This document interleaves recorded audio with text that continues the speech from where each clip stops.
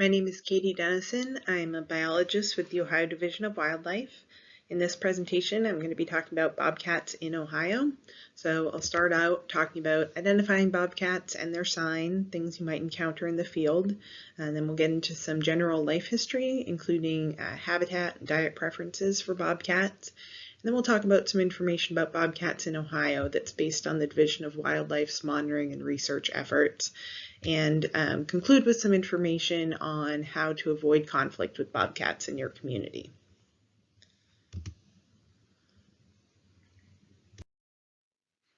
Bobcats are a wide-ranging small cat. They're native to North America and they're found throughout most of the continental United States. They're also found up into portions of southern Canada and throughout most of Mexico. Bobcats weigh up to 50 pounds, but typically they range from 15 to 30 pounds, so about 2 to 3 times the size of your average house cat, and males are larger than females. The color of a bobcat's coat can range from red to tan to brown, depending on the area, the individual, or even the time of year. And they'll have spots or stripes on their body, but those can also be very distinct, or they may blend in to the point where from a distance the cat may appear to be just one solid color. However, typically the striping and spotting on the legs are going to be more distinct, and you will be able to see those from a distance. There are a few characteristics that we look for to help distinguish bobcats from other species. First is the bobtail. So that's a good distinguishing characteristic, and in bobcats it's always going to have this black spot on the tip. Bobcats also have a facial ruff, so this is longer hair around the cheeks of the animal, and it can look different on different individuals and also during different times of year. It may be longer or shorter or less full. However, that is another good distinguishing characteristic to tell them apart from other species. The back of the ears can be very helpful in determining if an animal is a bobcat or not. So if you have a trail camera picture or a road-killed animal where you can get a good look at those ears, that can be very helpful. So the things that we look for are the back of the ears will be black but have these distinct white spots. And then there are also small black hair tufts at the tips of each ear on a bobcat. There are a few species that bobcats in Ohio have been mistaken for. So first, bobcats and Canada lynx are both in the lynx genus and can appear to be very similar. So those are two that are easy to mix up. However, Canada lynx do not occur in Ohio in modern times. So most likely, if someone reports seeing a lynx, it is in fact a bobcat that they saw. And there are some distinguishing characteristics that can help us to confirm that. So first, Canada lynx have much larger feet. You can see that here in this picture. Those are adapted for walking on top of the snow. They also have longer legs in relation to their body as compared to the bobcat. In addition, while both species do have those black ear tufts, in a Canada lynx they're going to be much more distinct and longer than they are in the bobcat. And then lastly, again, if you are seeing the animal up close or are seeing a trail camera picture of them, you might be able to make out the fact that, well, they both have the short bobtail and they both have a black mark at the bottom of the tail. In bobcats, the black spot is just on the upper side of the tail, whereas in Canada lynx, it goes around the entirety of the tip of the tail. Bobcats are also occasionally mistaken for mountain lions. However, like Canada lynx, mountain lions do not occur in modern-day Ohio. And some of the differences that we look for between bobcats and mountain lions are first, the long tail. Mountain lions have a long tail that is generally going to be visible in a trail camera photo, where bobcats have their short bobtail. Also, adult mountain lions are solid colored, so you're not going to see the striping and spotting that you see with a bobcat. And then last is the size. So bobcats are less than half the size of mountain lions. Mountain lions are generally 80 pounds or larger. And then lastly, people usually don't mistake a bobcat for a house cat, but it can be easy to go the other way around and mistake a house cat for a bobcat. And distinguishing house cats from bobcats can be quite difficult in some situations. Although bobcats are generally larger, some house cats can overlap in size with smaller bobcats. There are large breeds of house cats that can reach up to 20 pounds.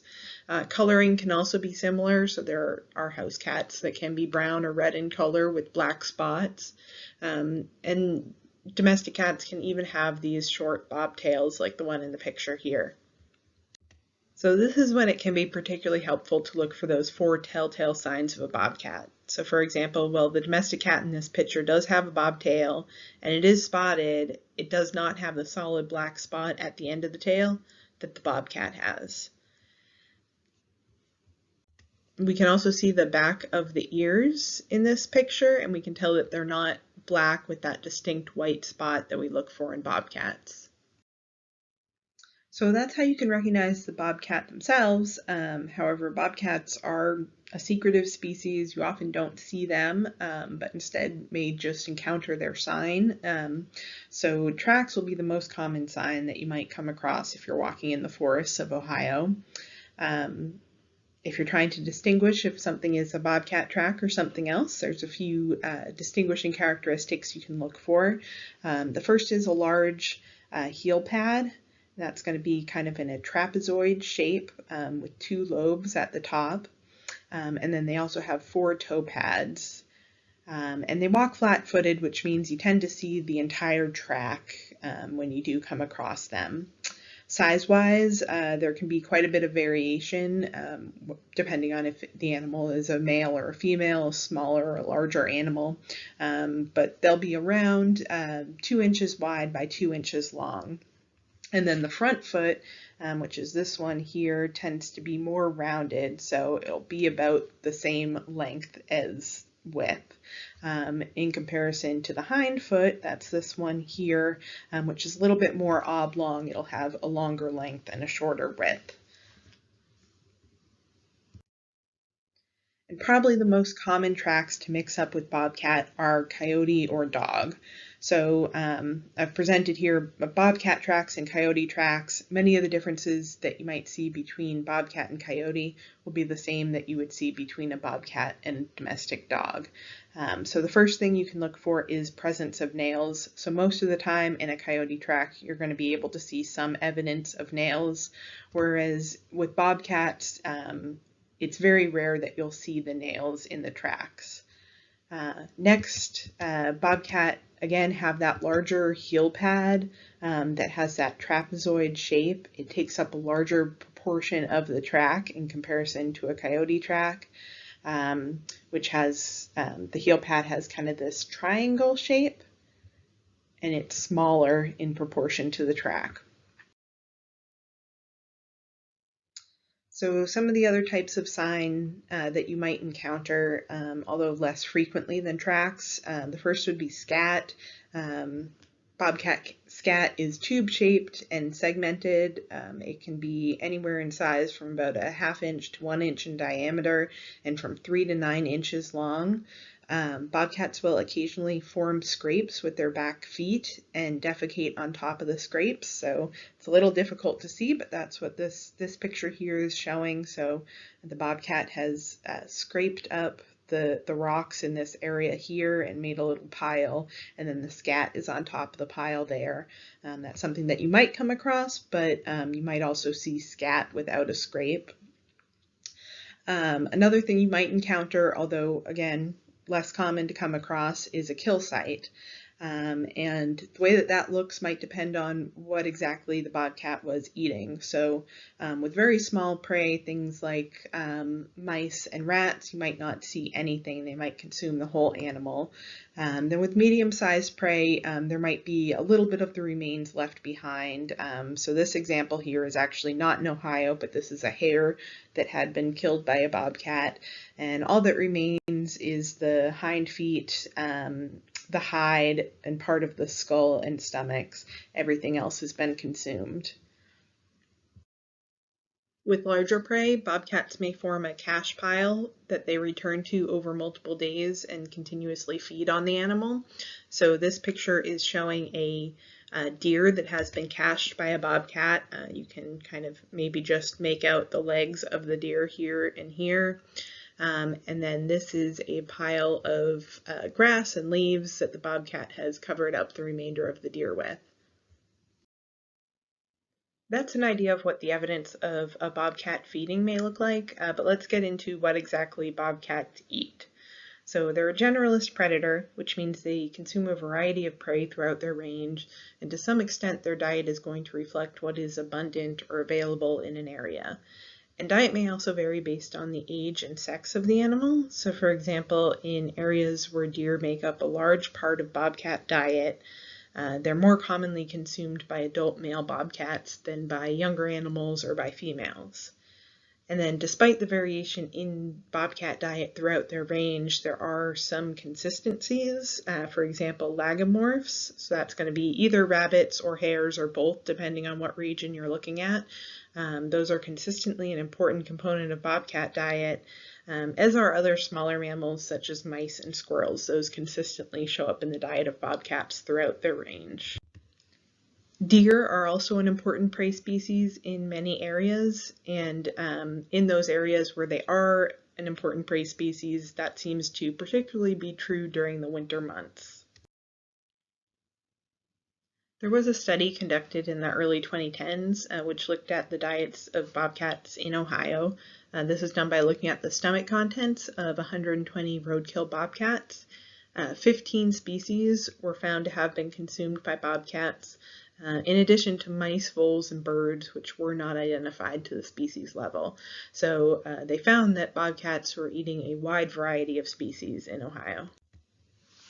This graph is showing the proportion of stomachs that each group of species occurred in. So the small rodent and insectivore group, that's going to consist of your mice and voles, were found in over 40% of the stomachs that were examined.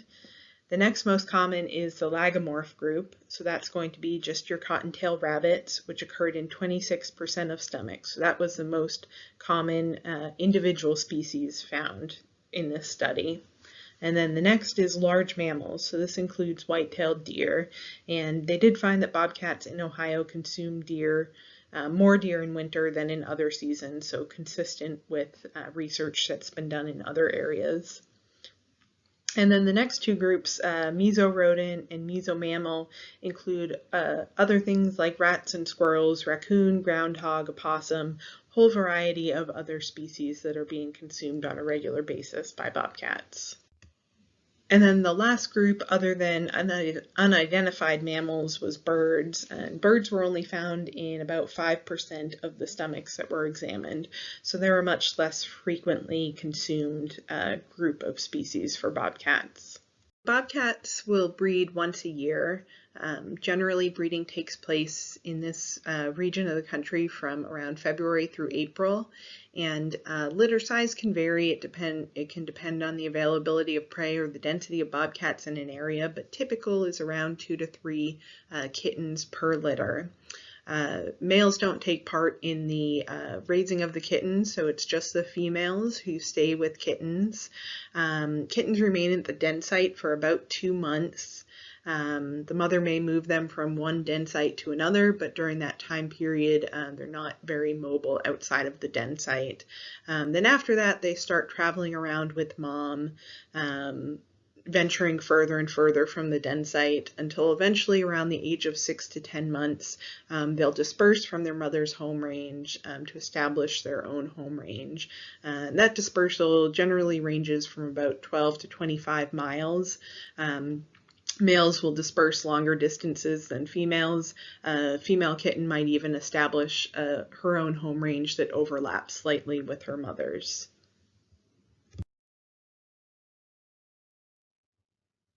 Annual adult survival for bobcats ranges from 56 to 67% and can even in some cases be higher than that for unharvested populations. So that just means that that proportion of the adult population is surviving from one year to the next. And range-wide, most mortality for bobcats is human-related, so that can be collisions with vehicles. In Ohio, that's the #1 cause of mortality for bobcats. Harvest can also be an important contributor to mortality in areas where it's permitted. So in Ohio, there was some research done in 2012 and 2013 where radio collars were put on bobcats. During the time that they were monitored, 5 of those bobcats did die, and the reasons for those mortalities for 3 of the animals were roadkill. One of them was a suspected conflict with a coyote based on evidence at the site where the bobcat was found, and then the last one was suspected poached, again based on evidence at the site where the bobcat was found. Adult bobcats will establish their own home range, and they show strong site fidelity, so that means that once they establish their range, they're likely to remain there, although occasionally if a neighboring cat dies or if there are major changes to the habitat or prey availability in an area, they might move or shift their range to a new area. The size of bobcat home ranges can vary quite a bit depending on the availability of resources in the area, but in general, female home range sizes average about 7 square miles, while males average about 15 square miles. A male's home range will be large enough to overlap with the range of several adult females, and also just because of the size, it will often overlap with other adult males as well. Female home ranges, in comparison, are smaller and they tend to be more exclusive. They may have some level of overlap, of course, with males and then potentially with females, maybe especially females that they're related to, but they have less overlap than males do. And this map here is just showing an example of some home ranges for 3 bobcats in southeast Ohio. So the blue dots here are one adult male, and then the green dots here are another adult male. So you can see there's a little bit of overlap between the 2 males, but not a lot. And then the red dots here are an adult female, and you can see her range is a bit more compact than those of the males. Similar to with their diet, bobcats are adaptable to living in a number of different habitat types, but there are a few exceptions to that. So they do tend to avoid areas of intense agriculture as well as highly developed areas like cities and large suburbs. And they require areas of habitat that can provide sufficient prey as well as some type of cover, such as forests and shrublands. Bobcats hunt by ambushing their prey, so they rely on adequate cover on the ground that can be provided either by vegetation or topography or a combination of both in order to avoid detection while they're stalking that prey. And then in some areas, above head cover, so like tree cover would also be important. That may provide them with protection from the elements, or it just may help to support the prey species that they feed on in the area. Bobcats are native to Ohio, but they were extirpated from the state by 1850. They were gone from the state for almost a century, but the first modern-day sighting occurred in 1946. Since that time, the Division of Wildlife has relied on reports of sightings from the public in order to track the abundance and distribution of bobcats in Ohio. Based on occasional sightings, bobcats were added to Ohio's list of endangered and threatened species in 1974, and as sightings started to increase, particularly in the early 2000s, they were downlisted to threatened in 2012, and then delisted in 2014. While we've recently implemented some additional ways to monitor bobcats in the state, we do still largely rely on sightings from the public, so you can report sightings in your community on our Division of Wildlife website. The reporting website can be found at wildohio.gov and click on Report Wildlife Sightings. That'll bring you to a page where there's a form to fill out where you provide your contact information as well as information on the sighting, where it occurred and what exactly you saw. There's also the option to upload photos, so if you have a trail camera picture or something along those lines, you can provide it there. This graph is showing the confirmed bobcat sightings by year from 2001 through 2020. So you can see there's a steady increase in the number of sightings confirmed each year in the state. The different colors represent the different ways that we confirm bobcat sightings. So in recent years, most sightings are confirmed from trail cameras, but also roadkills contribute a significant number of sightings each year. It's important to keep in mind that the effort that goes into reporting sightings might change each year. So people may be less likely to report sightings in a certain area as they become more routine. If they're seeing bobcats on a regular basis, they may be less likely to report them. And then kind of in contrast to that, as trail cameras become more readily available to the public, we expect that that increases the number of sightings that are being reported to some extent. So because of this, in addition to monitoring the number of sightings that are reported, we also look at the distribution of sightings to get a better idea of how things are changing with the Ohio bobcat population. This video is showing the confirmed sightings by county by year, starting in the 1990s. So at first, sightings were sporadic, popping up here and there in South and Southeast Ohio, maybe just 1 to 5 sightings total per year. But then in the early 2000s, we start to see sightings more consistently in South and Southeast Ohio, although still in low numbers. But then in the second half of the decade, sightings started to become more common, and that was in particular in this area up here around Noble County and the surrounding areas. We're starting to see more sightings and consistently see sightings each year. Then in the early 2010s, sightings were also becoming more common farther south in Jackson and Vinton counties, this area down here, and also surrounding areas. And then since then, sightings have continued to increase in those two core areas where we see our core bobcat population in Ohio. But we have also seen sightings expand out, and we're now confirming occasional sightings in Southwest Ohio, Northeast, and even Central and Northwest Ohio.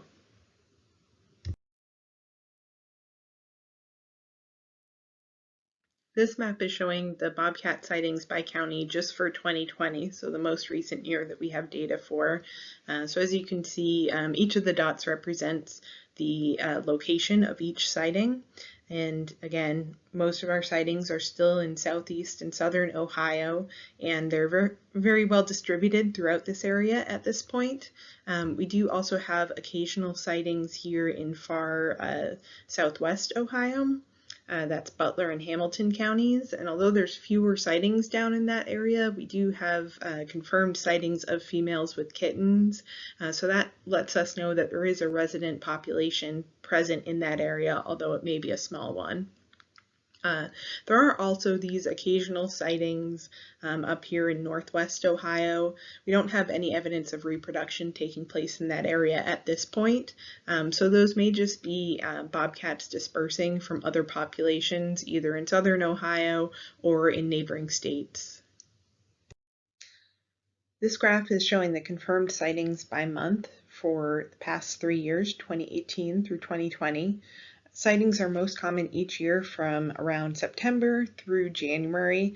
This is likely due to a few factors. First, we're likely to see increased bobcat activity related to dispersal during these months. So young bobcats begin to disperse in the fall, so that means they're leaving their mother's home range in order to establish their own home range. So this can result in increased activity and an increased likelihood of a bobcat being seen, whether they're captured on a game camera or hit on the road. They're just moving around more during this time period while they're dispersing.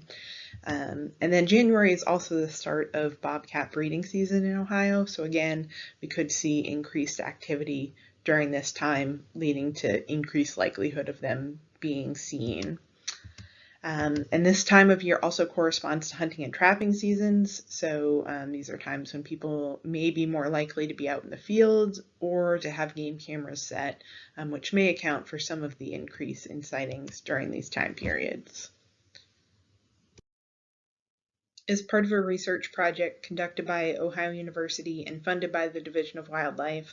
Researchers used the locations of confirmed sightings reported to the division in order to create bobcat habitat suitability and connectivity maps for Ohio. The map shown here is the habitat suitability map. So the redder colors indicate high habitat suitability, and as it moves toward blue, that's indicating lower habitat suitability. So as we would expect, the habitat suitability map indicates forested areas of the state are the most suitable. So again, southeast and southern Ohio. But there are also some areas of potential expansion. So portions of southwest Ohio and northeast Ohio where there's suitable habitat and there's connection to the core population, but currently we don't have as many sightings in those areas.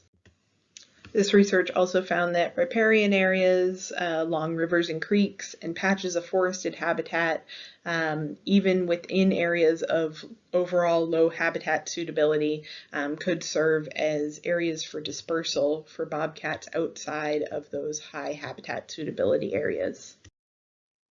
Conflicts with bobcats are not common, but they do happen.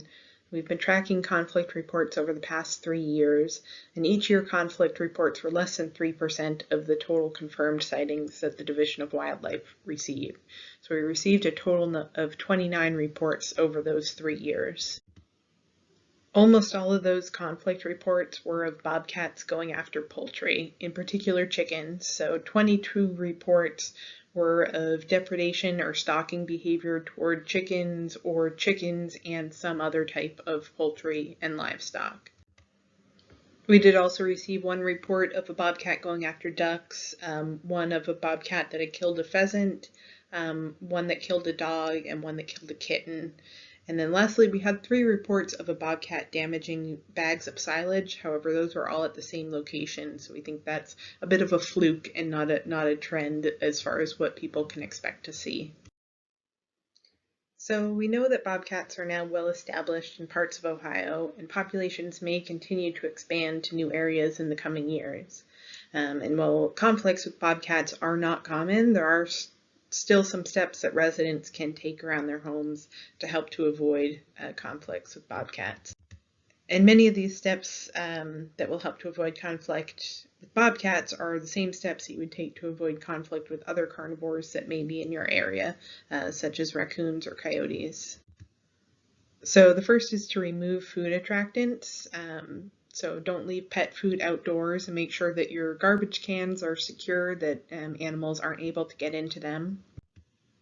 You should also be aware of bird feeders or squirrel feeders in the area. These don't necessarily need to be removed just because you live in an area where bobcats occur, but if you find that you're seeing a bobcat regularly hanging out around the feeders, then that would definitely be a time when you want to remove those feeders, at least until you're not seeing the bobcat anymore. You can also install motion detector lights that will help to scare away any animals that are passing through during the night, and clean up any brushy areas or wood piles that are close to the home. Those can serve as areas for hunting or resting sites for bobcats, so it's best to keep them at a distance from the house.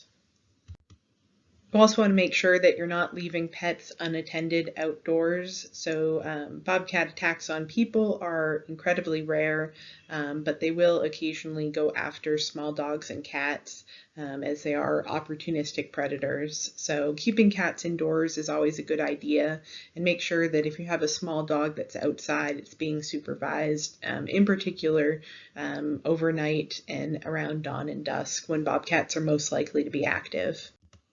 And then lastly, and most importantly, making sure that you're securing enclosures for outdoor animals, so your livestock and poultry. Again, that's where we see almost all of the conflict reports from bobcats is going after poultry. So your residents can be proactive in avoiding conflict by installing fencing around their chicken coops and ensuring that the coop is secure and that the animals are closed in at night. You can also add additional deterrents such as motion sensor lights or other motion sensor devices around the coop, and that can just provide a little bit of extra protection to discourage predators that might be coming into the area. And if there is a bobcat in your community that is causing a conflict with residents, we encourage you to get in touch with us, and there are several ways you can do that. You can always reach out through the number 1-800-WILDLIFE, and they'll direct you to the appropriate person. You can also reach out to one of our district wildlife offices, so I've included the numbers on this slide here.